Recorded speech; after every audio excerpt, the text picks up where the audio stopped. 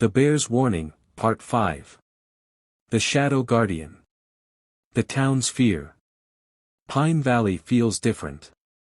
Animals avoid the woods, even birds refuse to fly over them. The townspeople whisper about David's disappearance. Sheriff Carter and Jonathan know the truth. David isn't gone. He's something else now. The new guardian. Pastor James warns, the forest always had a protector, but this one feels wrong. One night, a group of hunters enters the woods.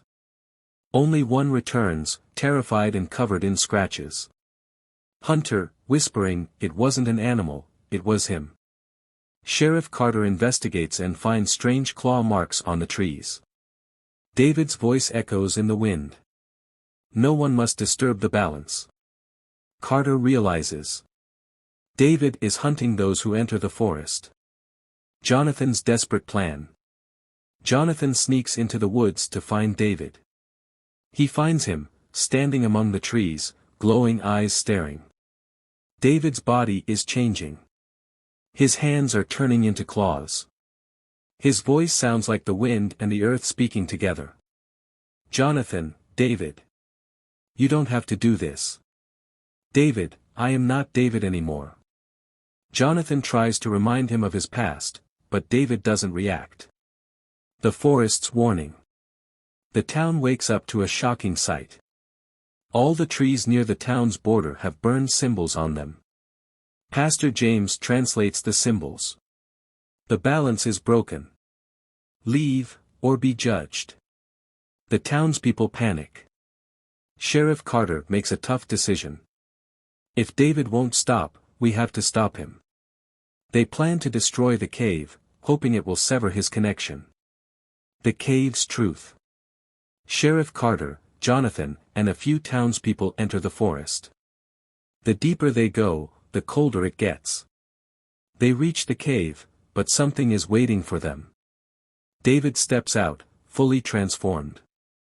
His eyes glow like fire. His skin shifts between human and shadow. The forest moves with him. David, you don't belong here anymore. Jonathan steps forward, trying one last time.